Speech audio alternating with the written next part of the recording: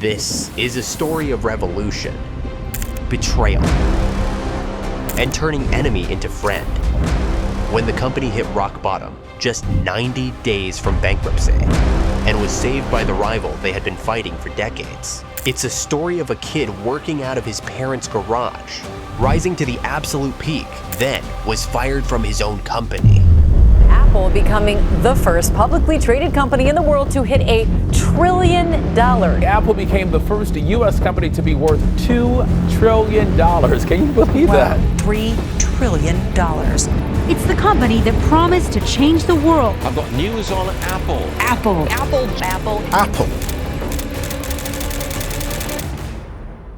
From a kid who wanted to turn computers from massive machine into beautiful computers we use today.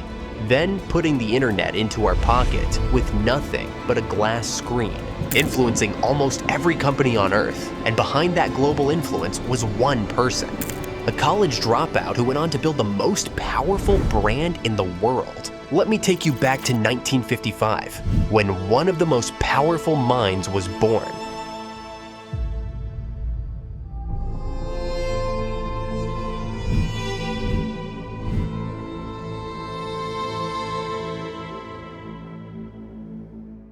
In the middle of the night on February 24th, 1955, an unexpected baby boy was born to a young couple of students who weren't ready for the life ahead of them. The mother, Joanne Schiebel, was a graduate student. The father, Abdul Fattah Jandali, was a student from Syria. They weren't married, and they feared how their families would react. So they made a difficult decision: put the baby up for adoption. They arranged the adoption with a lawyer and his wife, a well-educated couple who could give the child the future they hoped for. But when the baby arrived, that couple changed their mind. They wanted a girl instead. So, later that same night, another couple got a phone call. "We have an unexpected baby boy. Do you want him?" That couple didn't hesitate. They said of course. They weren't rich, they didn't have degrees. The husband was a mechanic. The wife worked with numbers. But they were ready to love him.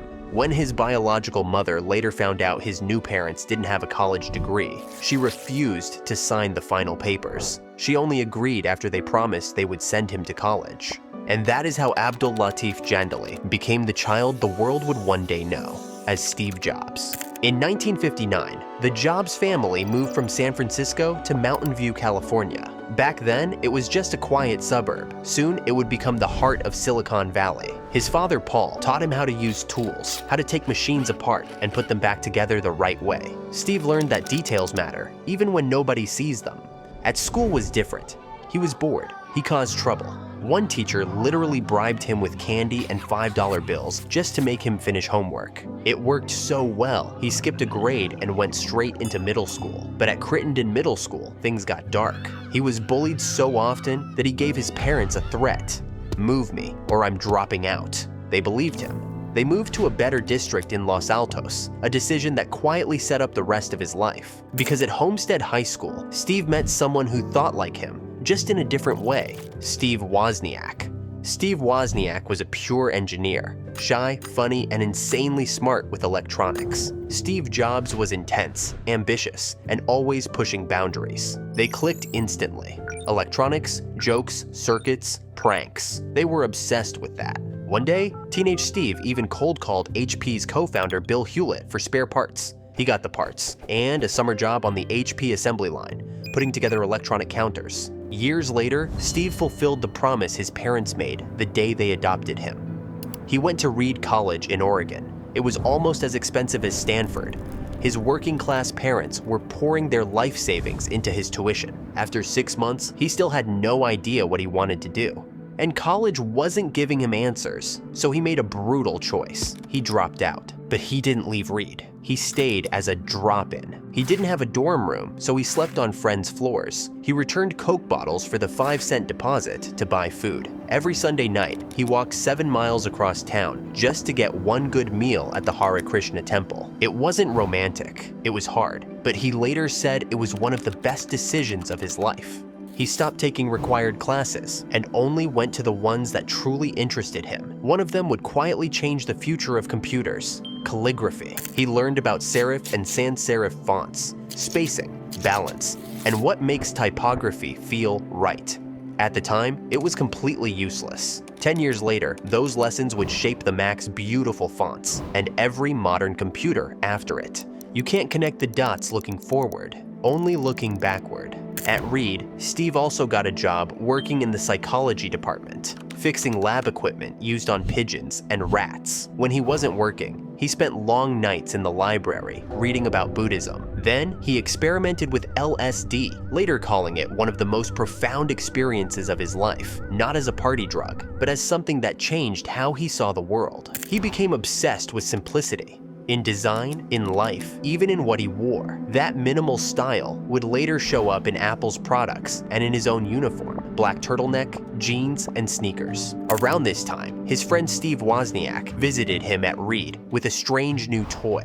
A blue box, a small device that could trick the phone system and make free long-distance calls. Instead of just playing with it, Steve Jobs saw a business. They refined it, built more, sold them to friends. It was illegal, but important. Years later, Steve said that without the blue boxes, Apple might never have existed because it proved they could build something, they could sell something, and people would pay for it. After Reed, Steve got a job at Atari, a video game company. He wasn't easy to work with. He argued, he pushed, he didn't care about fitting in, so they moved him to the night shift.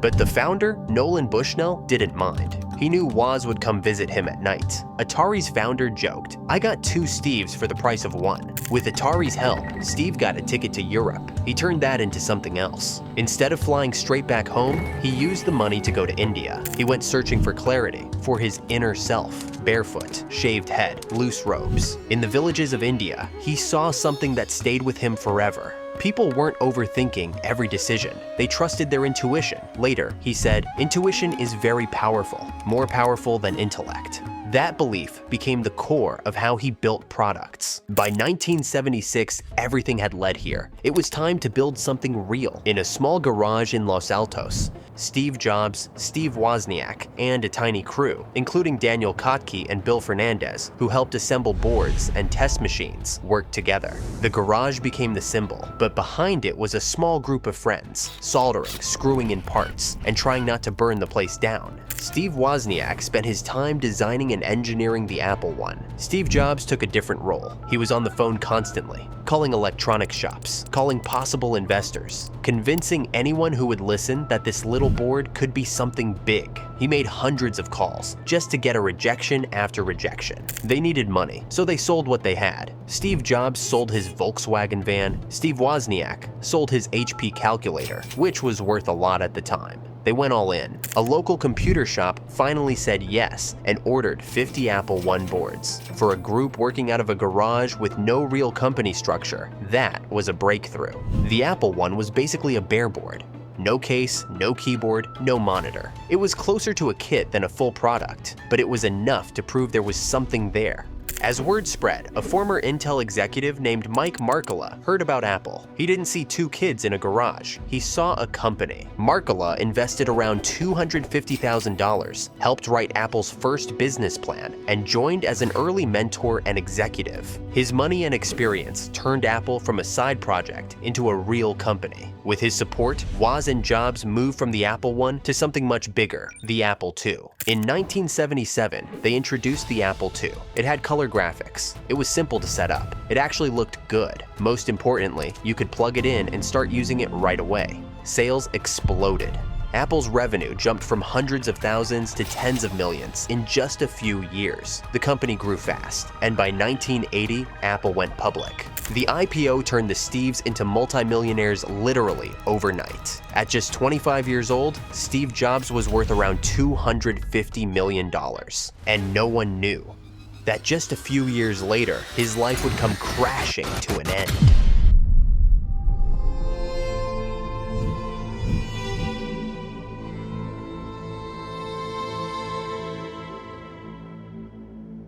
By the early 1980s, Apple had become one of the most exciting companies in the world.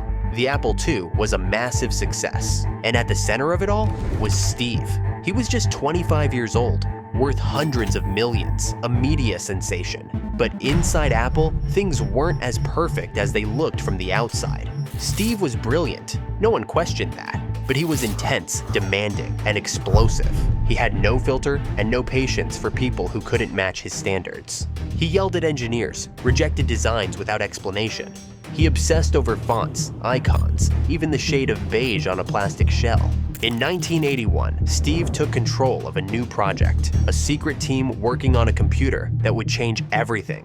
The Macintosh. It wasn't supposed to be just another machine. It was meant to be personal, friendly, beautiful, something that made people feel good just using it. He rallied a small group of rebels and moved them into a separate building. They flew a pirate flag over the roof, and he told them, it's better to be a pirate than join the Navy. But as the project went on, things spun out of control.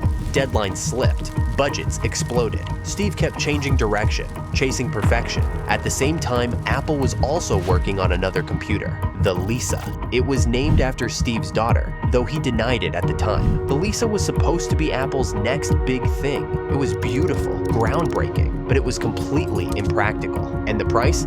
$10,000 in the 1980s. Most people didn't even earn that much in a year. One critic wrote, "The Lisa is a Ferrari in a world that needs Hondas." Sales flopped, and the failure put pressure on Steve to deliver something big with the Macintosh. By 1983, Apple's board of directors was getting nervous. The Macintosh team had spent a fortune and missed every deadline, and Steve's behavior was becoming harder to ignore. One exec later said, he could inspire you in the morning and humiliate you in the afternoon.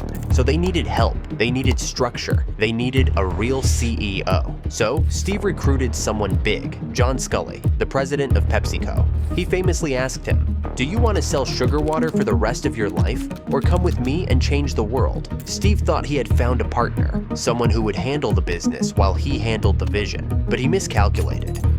In 1984, the Macintosh finally launched, and the commercial became instantly iconic, but it was a disaster. It was slow, underpowered, too expensive. It didn't run many programs, and sales tanked. Apple had spent millions and gotten little in return. Behind the scenes, the relationship between Steve and Scully was breaking down. Scully tried to rein Steve in. Steve resisted. They clashed in meetings, took jabs at each other in the press. Eventually, Scully went to the board, and in 1985, they made their decision. Steve Jobs, the man who had started Apple in a garage, was stripped of all power, pushed out of every project, and forced to resign. He was 30 years old, rich, famous, and completely lost.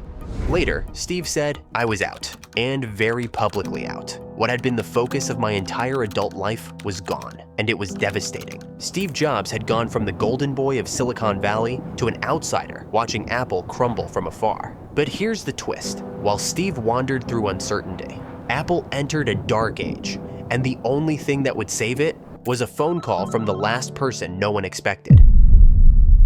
Before we get to the next chapter, I want to quickly share a tool I personally use in my editing workflow, Envato.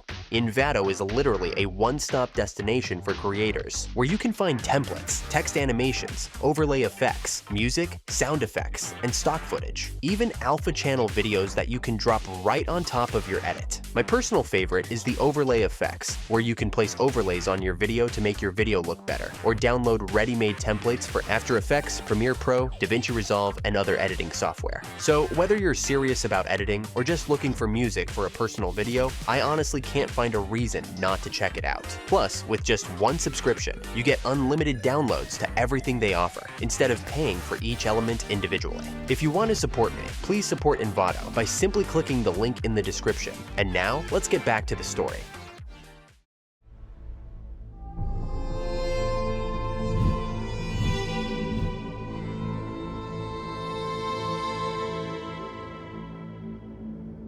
Apple was falling apart. Without Steve, the company drifted. It became slow, corporate, boring. The products were uninspired, the marketing was weak, and the vision gone. During the late 1980s and early 90s, Apple stumbled again and again. They launched the Apple Newton, a personal digital assistant that was supposed to revolutionize handheld computing. Instead, it became a joke. Critics mocked its clunky design and poor handwriting recognition. Even The Simpsons took a jab at it. Then later, they released the Macintosh Portable, a laptop so heavy and bulky it felt like carrying a car battery. And all the while, Microsoft's Windows was eating their lunch. Windows 3.0 and later Windows 95 dominated the PC market. Apple was losing relevance fast. Every year, the company lost more money, burned more goodwill, and faded deeper into the background. By 1997, Apple had hit rock bottom. The stock was crashing. The company was just 90 days from running out of cash, and no one, not even its own fans, believed it could be saved. Then, in a twist that feels too insane to be real, Microsoft stepped in. Yes, that Microsoft, the same company Apple had been fighting for decades, the same company Steve once called a soulless empire, the same company that had won the PC war. And now, Apple needed them. Let's rewind a second. By 1996, Apple was desperate. They tried to fix things by acquiring companies. One of those acquisitions was Next, the company Steve Jobs had built after leaving Apple. When Apple bought Next, they didn't just get software, they got Steve back. At first, no one knew what to expect. Steve was quieter, more reflective now. Years away from Apple had changed him. Pixar's success had humbled him, and Next's struggles had taught him patience. But one of his first moves? He made a secret deal. He called up Bill Gates, his former enemy, and asked for help. The result? Microsoft agreed to invest $150 million into Apple. In return, Apple would make Microsoft Office available on the Mac. At the Macworld 1997 conference, Steve Jobs took the stage. Then, he did something that stunned the audience. He turned around, and on a massive screen behind him, Bill Gates appeared via satellite. The crowd booed. They had come to see a hero return. Instead, they saw a deal with the devil. But Steve didn't flinch. He said, "We have to let go of this notion that for Apple to win, Microsoft has to lose." That was the moment Apple changed. Not because of money, but because Steve Jobs was back, and he was thinking differently. The Microsoft deal gave Apple two things it desperately needed: cash, to keep the lights on; credibility, to rebuild its reputation. But most importantly, it gave Steve the power to rebuild Apple in his image. And that's exactly what he did. He started small, simplified the product line, cut the dead weight. He famously killed dozens of projects, products people had spent years working on, because they didn't fit his vision. Employees called it the Steve Jobs Massacre. Then he refocused the company around three words: design, emotion, simplicity. And just 1 year later, he would unveil something that turned heads. Not just another computer, but something colorful, playful, cool. The iMac.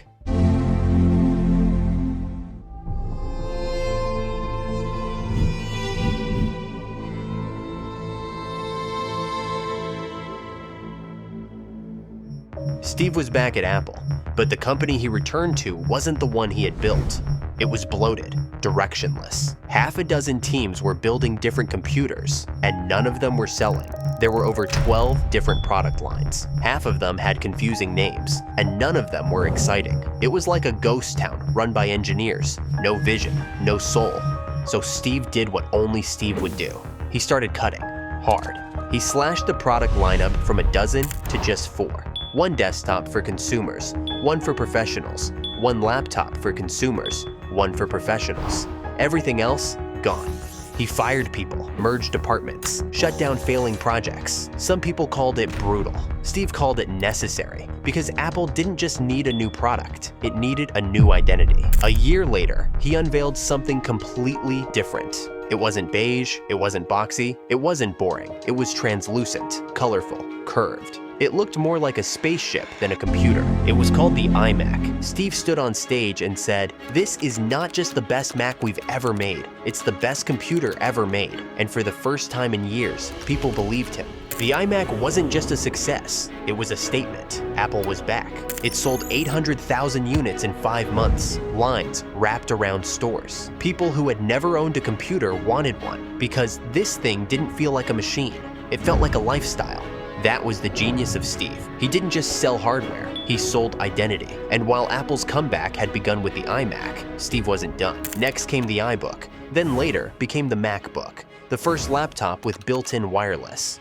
Then the Power Mac G4, which Apple boldly claimed was supercomputer fast. Then the G4 Cube, a tiny glass cube of design perfection. Not every product was a hit, but every product was different. It was clear Apple had its soul back. And behind every launch, every commercial, every curve of plastic and steel was Steve, who obsessing over every detail. He once said, "Design is not just what it looks like. Design is how it works." The iMac saved Apple, but for Steve, it wasn't enough. His eyes were already on the music industry.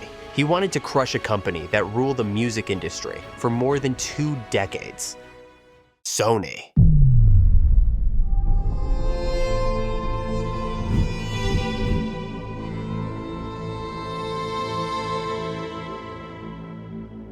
For over 20 years, Sony ruled the music empire. Sony Walkman turned cassettes into a cultural phenomenon. Sony Discman made CDs portable. They didn't just sell devices, they sold freedom. They owned the future of music. At least, that's what everyone thought.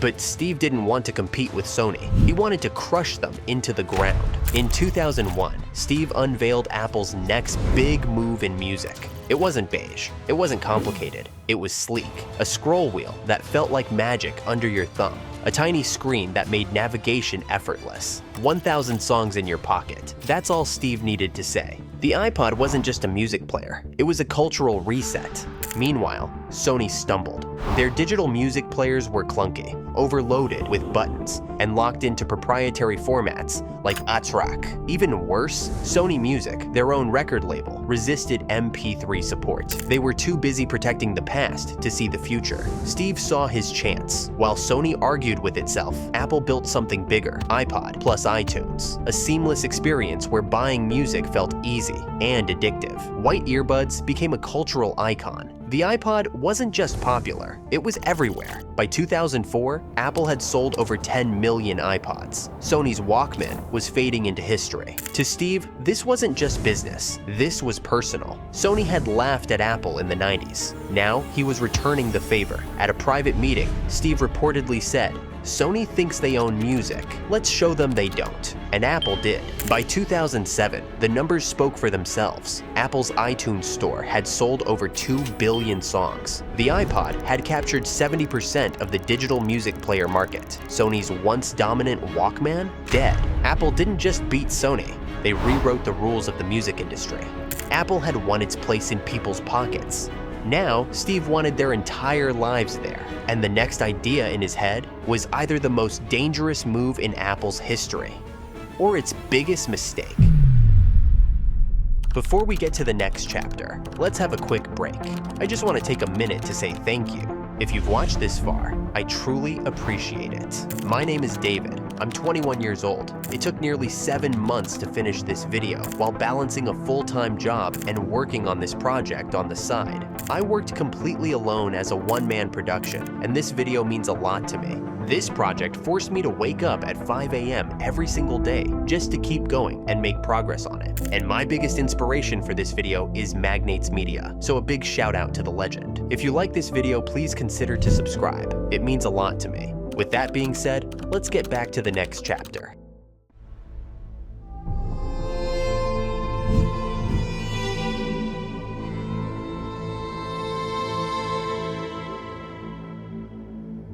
By 2005, mobile phones were everywhere, but they were terrible. Keyboards that cramped your fingers, tiny screens that could barely show a photo, slow, clunky interfaces buried under endless menus. Nokia, BlackBerry, Motorola, they all thought they were invincible. Their devices ruled pockets around the world, and they laughed at the idea of Apple entering their territory. But Steve saw the future in those ugly little gadgets. Every person on this planet will carry a phone. Why shouldn't it be an Apple phone? The idea was bold, dangerous. Even Apple's board was hesitant. Steve had already made a deal with Motorola to put iTunes on a phone.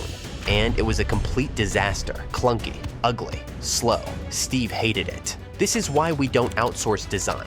He decided Apple wouldn't rely on anyone else. They would build their own phone, hardware, software, design, in complete secrecy. The project got a code name, Project Purple. On the second floor of Apple's headquarters, Steve handpicked a small team of engineers and designers. He gave them one rule: do whatever it takes. Break all the rules, but don't tell anyone what you're working on. The team worked 90-hour weeks. Some didn't see their families for months. Even inside Apple, no one knew what was happening behind the locked doors. They argued over everything. Should it have a physical keyboard? How do you make a touchscreen feel natural? What about battery life? Steve was relentless. He rejected prototype after prototype. He obsessed over details like how icons would bounce when tapped. It has to be perfect. This isn't just a phone. This is the future. The launch day finally came. Macworld, San Francisco. Steve stepped on stage in his black turtleneck and jeans. He paced slowly, holding the audience in suspense. Today, we're introducing 3 revolutionary products: a widescreen iPod with touch controls, a revolutionary mobile phone, and a breakthrough internet communicator. The crowd cheered after each line, but then Steve smiled, the kind of smile that said, "You have no idea what's coming. Are you getting it? These are not 3 separate devices. This is one device." And we are calling it iPhone. Today, Apple is going to reinvent the phone. On the screen behind him, the iPhone appeared, a sleek glass slab with a single button. No keyboard, no stylus, just a screen. People didn't just clap, they screamed. The applause went on for minutes. It wasn't just a product launch, it was a cultural moment. But not everyone was impressed. Steve Ballmer, Microsoft's CEO, laughed on camera. $500 for a phone? Completely unsellable. There's no chance it gets any significant market share. BlackBerry executives mocked Apple's lack of a physical keyboard. Nokia dismissed it as a toy. Within a year, the iPhone became the most talked about product on the planet. People camped outside Apple stores for days. Lines wrapped around city blocks. By 2010, Apple had sold over 73 million iPhones. BlackBerry, dead. Nokia, dead. Motorola, gone. Apple didn't just enter the phone market, they replaced it.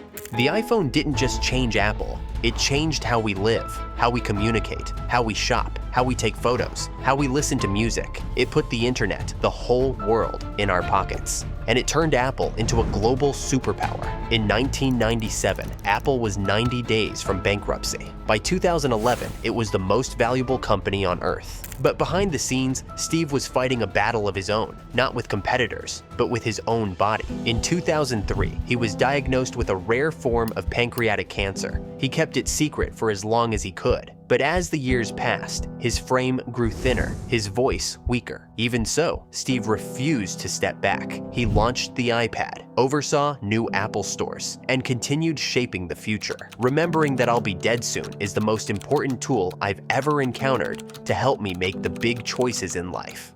In August 2011, Steve resigned as Apple's CEO.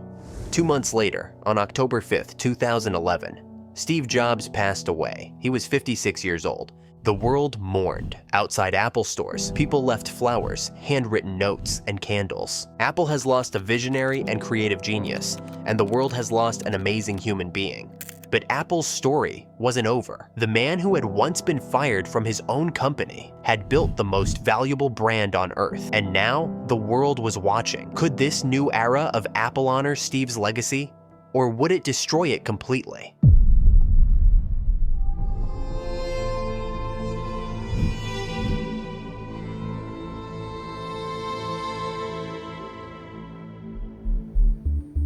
In the boardroom, Steve made one of the hardest decisions of his life. It wasn't about a product. It wasn't about design. It was about Apple's future. Steve looked around the table. Jony Ive, Phil Schiller, Eddie Q, all brilliant in their own ways. But his eyes landed on Tim Cook. "Tim," Steve said quietly, "you're the right person for this. The only person I trust to take care of Apple." But who is Tim Cook? Let's rewind a bit.